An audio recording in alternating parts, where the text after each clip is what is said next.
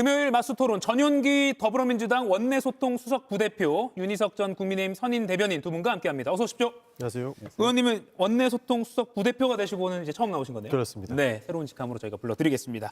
첫 번째 주제는요, 백다 앵커가 브리핑으로 준비했습니다. 날치기였다고 생각하고요. 예. 당 대표의 사실은 진퇴도 묻는 게 맞다 이렇게 생각합니다. 당이 대표 개인 게 아니고요. 예. 이런 식의 절차는 할 수가 없는 겁니다. 날치기, 당대표 진퇴. 날선 비판의 대상, 바로 정청래 대표와 그가 들어올린 혁신당과의 합당 카드입니다. 아니 원칙적으로는 통합해서 같이 가는 게 언젠가는 같이 갈 수밖에 없지 않겠냐 하는 정도의 말씀을 들은 적이 있는데 지금 바로 어떻게 추진해봐라 이렇게 얘기하신 적은 없어요. 민주당 지도부는 물론 청와대와도 세부적인 논의는 없었던 듯한데요.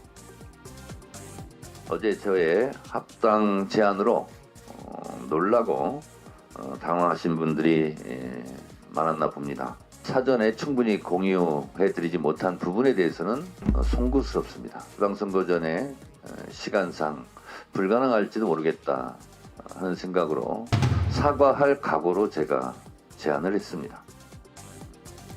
정 대표는 사과할 각오를 밝혔지만 이 자리에 최고위원 3명은 불참했습니다.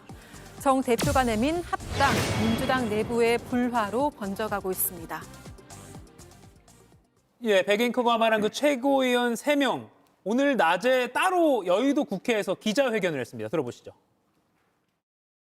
정청래식 독단은 이제 끝나야 합니다. 발표 20분 전에 통보받고 언론을 통해서 알았던 것입니다. 당대표 마음대로 당의 운명을 결정해놓고 당원들에겐 OX만 선택하라는 것이 정청래식 당원 주권 정당의 모습입니까? 공식 사과를 요구합니다. 재발 방지 대책을 요구합니다. 합당 제안을 언제 누구랑 어디까지 어떻게 논의하였는지 이제 당원들에게 즉시 진상을 공개하십시오.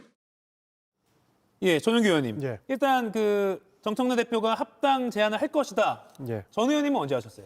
저도 언론을 보고 알았습니다. 기본적으로 저희가 원내 대책회의를 매주 화, 목 이렇게 진행을 하거든요. 공개 원내 대책회의이기 때문에 많은 언론인들을 모시고 하는 회의인데 그 직전에 이제 한명도 원내대표께서 당대표 회의실에 긴급 회의가 있다고 가셨고 예. 그리고 원내 대책회의 직후에 정청래 당대표께서 이렇게 합당 제의하는 안건을 내셨거든요. 그러니까 원내대표께서도 직전에 있었던 긴급회의에서 최고위원들과 같이 해당의 내용을 들었던 것 같고 저와 함께 회의에 참석했던 부대표님들 그리고 많은 민주당의 의원님들이 정청래 당대표가 하신 기자회견을 보고 예. 합당 제안 사실을 알게 됐다라고 보고 있습니다. 예, 좀 하나하나 따져볼 텐데 어제 이현주 최고위원이 저와 인터뷰에서도 당대표 진퇴까지 거론했고 조금 전에 영상에 보신 것처럼 오늘 낮에도 다시 한번 이야기를 했습니다. 예. 실제로 이게 실현될, 그러니까 실제 사퇴 요구까지는 아니겠지만 그런 의견 수렴 절차나 이렇게까지 행동으로 옮겨질 가능성 어떻게 보세요? 실제 진퇴를 논하기에는 아직까지 조금 이르다라는 말씀을 드리고 싶고요. 예. 실제 많은 의원님들께서도 절차적으로 잘못되었다라고 문제 제기를 하고 있고 시기적으로도 맞지 않다라고 보고 있습니다.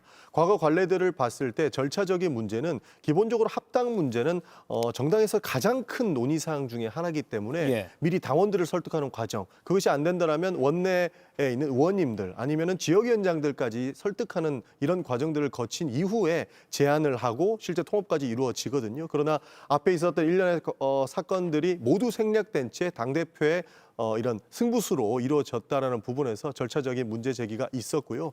시기적으로도 사실 이재명 대통령께서 후보 시절에 가장 크게 공략했던 것이 코스피 5천이었습니다. 그러나 코스피 5천의 축배를 들기도 직전에 이렇게 5천이라는 것이 공개되자마자 합당 제안을 하면서 다른 뉴스로 덮어졌다라는 것에서 시기적인 문제도 논란이 되어서 실제로 정청래 당대표가 승부수로 던졌던 이 합당 제의가 본인의 리더십 문제에는 당원들에게 이제 평가받을 수도 있다라고 하는 평가들이 있습니다. 예. 그래서 추가적인 논의 사항들을 지켜봐야 되는 것이고 이것을 수습하기 위해서 본인은 사과할 의사가 있었다라고 이야기하지 않습니까? 그래서 앞으로 남아있는 것이 원내에 대한 이 소통 문제 문제 그리고 당원에 대한 소통 문제이기 때문에 그 과정들을 겪고 나서 뭐 실제 뭐 퇴진이라든지 이러한 무리한 이야기들은 해볼 수 있을 것 같습니다. 지금은 조금 이르다는 말씀 드리겠습니다. 유희석 대변인 질문 드리기 하나만 더 네. 당내 이슈다 보니까 예. 솔직하게 지금 의원들 이렇게 만나서 그 사담을 나누다 보면 예. 어제 정청래 행동에 대해서 어떤 분위기인가요? 왜냐하면 정청래 대표도 뭐 정치 생활을 오래 한 사람인데 이렇게 네. 깜짝 발표하면 방송 보고 알게 된 의원들이 좀 기분 나빠하겠다라는 건 알고 있지 않았을까요? 실제로 당황하는 분위기입니다. 이렇게 예. 급격하게 진행될 줄 몰랐던 것이고 청와대에서 나오는 내용들을 보면 예. 실제로 우리가 통합을 해야 된다라고 하는 당위성에서 거부하는 사람들은 거의 없거든요. 예. 그러나 속도와 절차와 시간적인 문제에서 너무 갑작스러웠다라고 하는 분위기 때문에 지금 갑론을박이 나오고 있는 상태입니다. 그렇기 때문에 지금 이 문제가 실제로 당내에서는 여러 가지 문제로 변모할 수 있기 때문에 정청래 지도부는 지금이라도 빨리 의원들을 설득하는 과정들 그리고 당원들을 설득하는 과정들을 거쳐야 지금 뭐 나오는 진퇴 문제라든지 이런 문제들이 일단락 될 수 있을 것이라는 말씀을 드리고 싶은 겁니다. 예, 지금 공개적으로 최고위원 3명이 기자회견 통해서 진퇴, 뭐 독단 더 없어야 된다, 뭐 이런 말을 하고 있거든요. 어떻게 보십니까? 아슬아슬했어요. 이재명 대표 취임 직후에 벌어진 민주당 전당대회에서 첫 여당 대표잖아요. 비주류라고 할 수 있는 분이 당선이 됐을 때부터 이런 사태가 예견된 게 아닌가 저는 그렇게 봅니다. 그리고 정청래라는 분이 굉장히 독특한 캐릭터를 갖고 계셨던 분이잖아요. 이분이 당대표가 되면서 이재명 대통령이 취임 아주 직후부터 시작된 여러 일들 중에서 뭐 잘해서 좀 국민들한테 어필할 수 있을 때마다 자꾸 브레이크 걸고 호흡이 안 맞고 하는 모습을 한두 번 보여준 게 아니었어요. 어제도 도대체 왜 어제 저 얘기를 했을까? 저는 처음에는 합당 선언인 줄 알았어요. 그 정도면 뭐 받아들일 수도 있겠다. 왜냐하면 어제가 공교롭게도요. 좀 오래된 얘기지만 90년도에 3당 합당한 딱 그날입니다. 1월 22일이. 예. 그땐 굉장히 그 비밀스럽게 돼서 제 기억에 오후에 갑자기 이렇게 세 분이 나와서 합당 발표했던 그런 게 있었거든요. 예. 근데 잘 들어보니까 합당 제안이에요, 제안. 그거를 최고위원들도 모르게 혼자 저렇게 한다는 것이 더불어의 민주까지 달고 있는 당의 대표가 할 말이냐. 이런 차원에서 아마 민주당에서는 이번에 8월에 있을 다음 전당대회 때 예. 정청래 대표의 연임을 막고자 하는 그러한 움직임이 이것을 통해서 굉장히 불거질 가능성이 크다. 예, 그렇게 저는 봅니다. 예. 그러니까요. 이렇게 좀 극비에 그러니까 보안을 유지할 이유가 있었을까요? 최대한 선회해 보면 왜 그렇다고 생각하세요? 나름의 승부수를 던진 것은 아닌가 싶습니다. 예. 왜냐하면 조국혁신당과의 통합 문제는 아시다시피 좀 전에 말씀드렸던 것처럼 누구나 정말 거부하지 않는 의사고 언젠가는 이루어져야 된다. 그러나 그 시기의 문제, 그다음에 협상의 문제가 남아있다라고 하는 공감대는 있었습니다. 그렇기 때문에 다들 거부하지는 않으나 이 상황을 만든 것 자체에 대한 거부감을 표시하고 있는 것이거든요.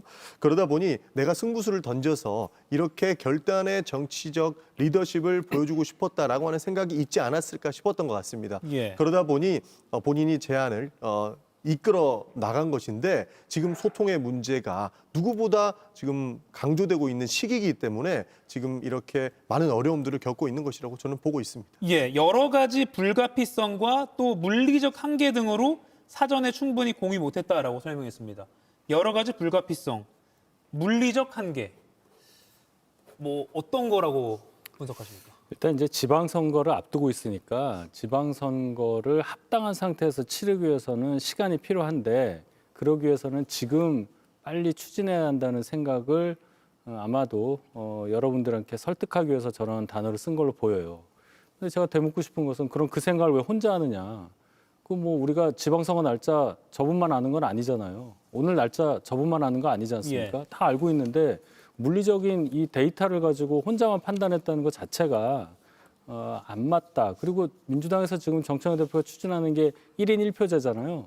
그게 결국은 개개인이 갖고 있는 어떤 판단의 몫이 같아야 한다는 얘기인데 완전히 다른 거 아닙니까? 당대표라고 해서 민주당 최고위원회에서 다른 최고위원보다 뭐 20배 가까이 영향력이 있거나 그런 건 아닐 거 아니에요. 그렇다면 지금 본인이 추진하고자 하는 것과도 완전히 반대되는 얘기를 하고 있다. 비판을 면치 못하려고 저는 생각합니다. 예. 사실 정당의 대표로서 꼭 해야 되는 일이기는 했습니다. 언젠가는 누구라도 욕을 먹더라도 해야 할 일이면 해야 하는 것이 리더의 역할 아니겠습니까? 아무래도 그런 측면에서 내가 이번에 보여줘야지 하는 생각이 있었을 것이라고 저는 과감하게 추정을 하는데 그러나 지금의 상황은 대통령께서 안정적으로 국정을 이끌어가고 계시고 많은 성과들을 내고 있는 상황이기 때문에 지금 이렇게 리더십을 증명하는 것보다 원내에서 그리고 당원들과 함께 소통해서 그러니까 합의점을 찾아가는 것이 먼저이지 않았을까 싶은 겁니다. 예. 그런 부분에서 아쉽다라는 이야기들이 지속적으로 나오고 있다. 저는 그렇게 판단하고 있습니다. 예, 방금 대통령이 국정 운영을 언급하셨는데 그래서 청와대와의 논의 여부에도 관심이 쏠립니다. 어제 논란이 커지니까 홍익표 정무수석이 춘추관 기자실을 방문했습니다. 그래서 뭐라고 했냐면 양당 통합은 평소 이 대통령의 지론이다라고 말은 했는데 이번 과정은 협의로 진행된 사안은 아니다라고 발언했다고 합니다. 그러니까 큰 틀에서 조국 혁신당과 민주당 통합은 뭐 그 방향은 오케이. 그런데 어제 그렇게 딱 발표해야 되는 것이냐. 뭐 정청래 대표가 기자회견으로 깜짝 발표하는 것. 이런 디테일한 거는 협의된 게 없다는 취지로 읽히거든요. 그렇죠. 뭐 정당 통합이 그냥 합시다 해서 그대로 진행되는 게 아닙니다. 예.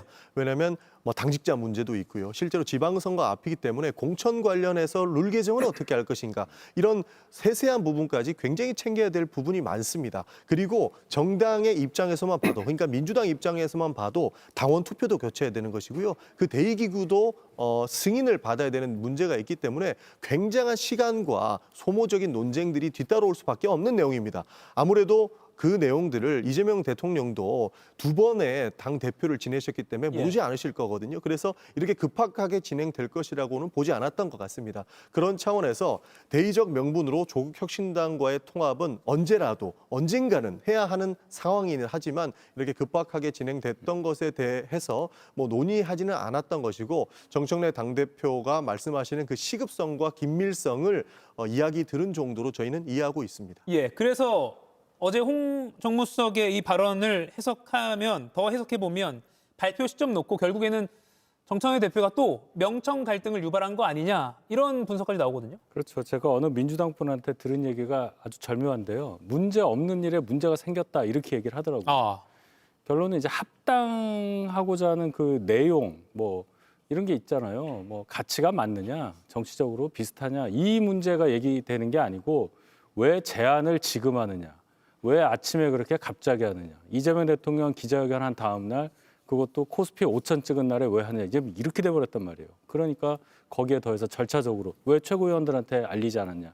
여기까지 갔기 때문에 겉은 지금 합당 관련한 얘기로 돼 있지만 속에서 골마있던 어떤 여권의 주도권 싸움 그리고 다음 당권, 그 당권은 다음 총선 공천권을 갖고 있는 그런 당권이 될 테니 그걸 놓고 하는 미리 벌어지는 싸움이라고 저는 생각합니다. 예, 이게 얼마 전에 대통령이 당 지도부 초청해서 그 자리에서 뭐 정청래 대표에게 반명이십니까? 농담하고 하하 웃었다라고 하면서 진짜 그런 건 없다라고 해석이 다 나왔는데 이런 행동이 나오니까 또 명청 갈등 이야기가 나와요. 뭐 기본적으로 당청 간의 갈등은 없습니다. 이 소통은 잘 되고 있는 것이고요. 실제로 만약에 정말 정청래 대표가 반명이었다면 대통령께서 그런 농담도 못하실 정도였을 겁니다.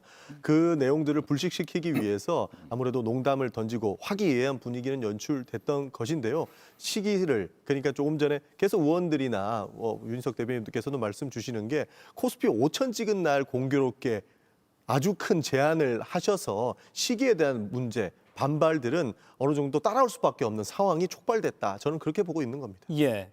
아무튼 절차에 논란이 지금 있었고 벌어진 건 사실이고요.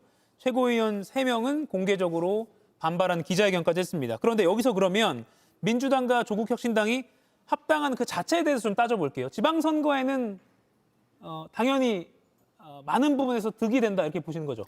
지방선거에서는 득이 될 수 있는 겁니다. 특히 호남 같은 경우에는 결국 조국혁신당과 민주당과의 싸움이다라고 하시는 분들도 있거든요. 예. 그런 차원에서 정청래 대표가 조금 더 조급해지신 것이 아닌가 하고도 점칠 수 있을 것 같습니다.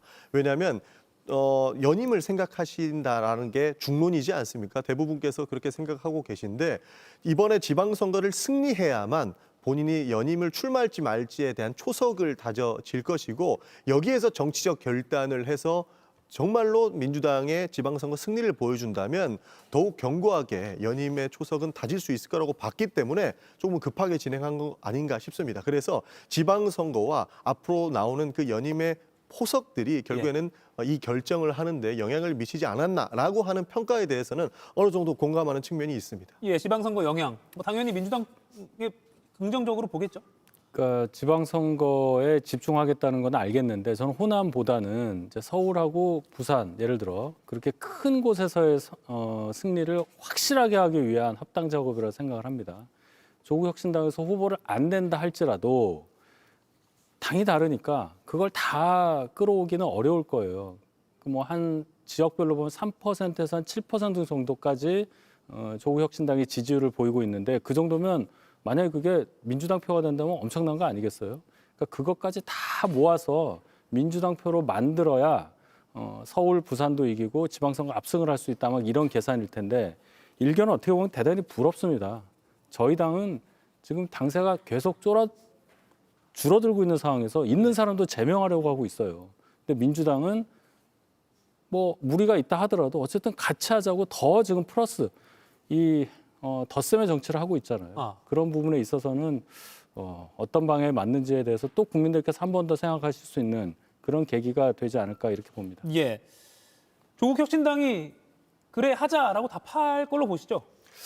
충분히 많은 토론이 필요할 것 같은데요. 예. 아무래도 좀 전에 말씀드렸던 것처럼 합쳐야 된다라고 하는 부분, 힘을 합쳐야 된다라는 부분에서는 저희가 모두가 공감하고 있습니다. 그러나 그 절차와 시기에 문제가 있기 때문에 지금 문제 제기를 하고 있는 것이지 정청래 대표가 합쳐야 된다라고 메시지를 던진 것 자체는 모두가 공감하는 이슈이기는 합니다. 예, 굉장히 나아간 예측인데요. 합당하게 되면 정청래, 조국 공동 당대표 체제 뭐 이렇게 되나요? 과거 열린민주당 사례들을 봤을 때 공동 당대표 체제로 가기에는 어려움이 있지 않을까 싶습니다. 예, 어떻게 예상하세요?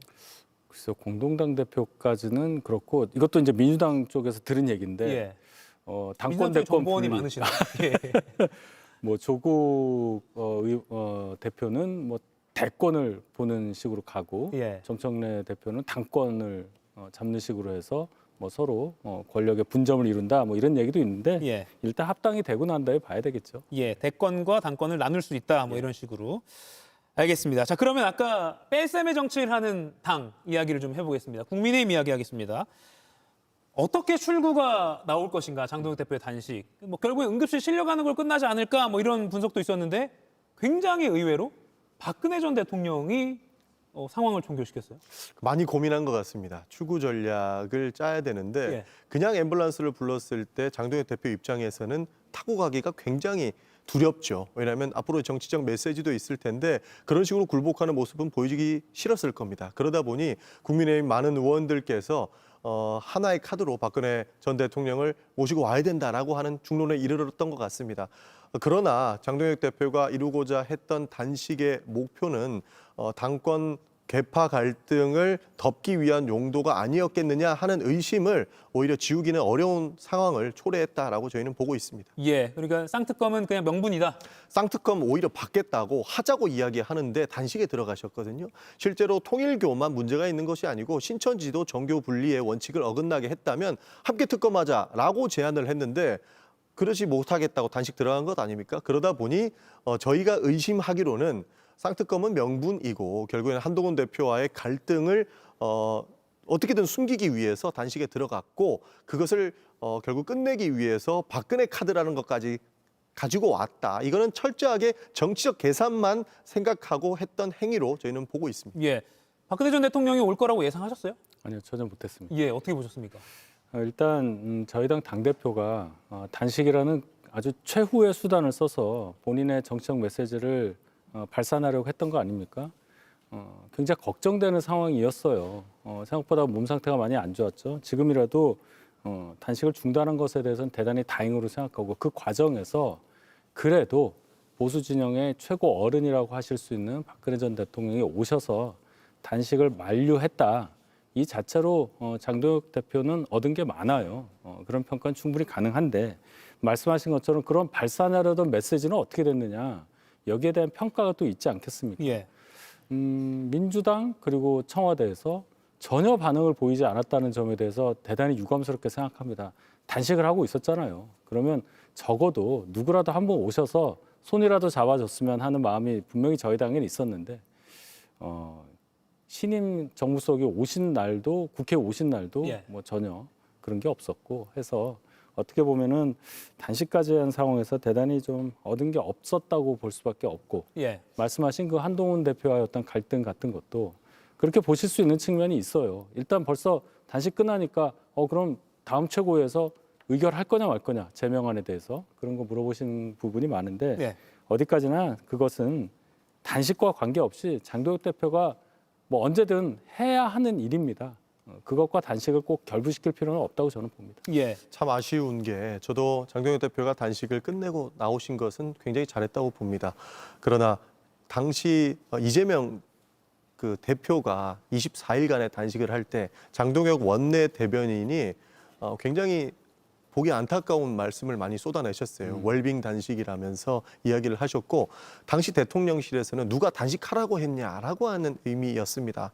사실 민주당에서는 찾아가려고 노력도 많이 했습니다. 지금 홍익표 정무수석도 찾아가려고 국회까지 방문해서 송원석 원내대표와 약속도 잡았는데 그 전날까지 홍익표 원내대표의 그 수석에 대해서 송원석 원내대표가 날선 발언을 하면서 첫 번째 목표는 장동혁 대표의 단식장 방문일 것이다라고 하면서 오히려 올 수 있는 운신의 폭을 줄이는데 국민의힘에서는 주력을 다했던 거거든요. 그런 차원에서 저희는 장동혁 대표가 단식에 들어간 것은 안타깝고 빨리 끝내야 된다라고 하는 입장은 있었으나 예. 정치적인 수사가 난무했던 상황 속에서 움직이기 어려웠다라고 하는 말씀을 안 드릴 수가 없는 겁니다. 지금이라도 그 어떠한 계산이 들어갔든 단식을 멈추고 협상에 나와 주시리라 생각하는 부분에 대해서는 다행이다라는 말씀 드리겠습니다. 예. 한동훈 전 대표 아까 언급하셨는데 다음 주 월요일이죠? 그 최고위원회가? 네. 근데 그때는 뭐 장동혁 대표가 아직 퇴원을 안 할 가능성이 있으니까 그러면 제명 의결을 언제쯤 할 걸로 보세요? 할 건 같으시죠? 언제든. 일단은 제명을 하기 위해서 예. 윤리 절차도 밟은 거라고 일단 생각해야 되겠죠. 예. 그러면 최고위원회에서 의결을 해야 이제 효력이 발생하는 거니까 사실은 지난주 목요일에 거의 하는 걸로 다 알고 있었잖아요. 근데 이제 뭐 열흘 재심 기간 준다고 하면서 결정하고 바로 단식 들어갔기 때문에 다시 이제 그 8일 전으로 돌아가 봐야 되겠죠. 일단 최고위원회에서는 의결을 시도하려고 할 거라고 봅니다. 예. 근데 그 시점이 언제일 것이냐, 장동혁 대표 없는 가운데 할 거냐, 아니면 장동혁 대표가 복귀한 다음에 할 거냐, 아니면 시간을 좀 끌면서 여론을 볼 거냐, 그거는 전적으로 장동혁 대표의 판단에 달려있는 일이기 때문에 예. 뭐 섣불리 예상하지는 않겠습니다. 예. 실제로 근데 여러 가지 결과론적인 부분만 보면 장동혁 대표가 아무것도 없이 단식을 종료시켰다라고 평가할 수도 있겠지만 박근혜 전 대통령까지 끄집어내온 거 보면 확실하게 당내에 결집은 만들어냈다고 봅니다. 저는 그 결집이 대여투쟁을 위한 결집이 아니고 한동훈 대표와의 계파 갈등을 아무래도 본인에게 유리한 지점으로 끌고 오기 위한 결집은 이뤄냈기 때문에 충분히 한동훈 대표를 제명하는 동력은 얻었다라고 평가해서 이제는 장동혁의 시간이 오지 않을까 싶은 생각입니다. 그럼 그 말은 지금 두 분의 말을 종합해 보면 당내 갈등은 잠깐 유보됐는데 단식 때문에 다시 또 시작된다, 오히려 격화된다 이렇게 봐야겠네요. 국민의힘 상황이요. 어차피 그 시간이 멈춘 거지 예. 그 뭐 상황이 바뀐 거나 한 건 아니잖아요. 예. 그 이제 단식이 끝나니까 벌써부터 이제 질문들이 온단 말입니다. 장동혁 대표 어떻게 할 거냐. 예. 그래서 전적으로 그것은 당권을 갖고 있는 분의 마음에 있는 거지 뭐 지금 제명 위기에 있는 쪽에서 무슨 말을 할 계제는 저는 아니라고 봐요. 예, 알겠습니다. 오늘 마스토론 여기까지 진행하고요. 이규현 홍보수석과 인터뷰로 이어가겠습니다. 두 분 고맙습니다.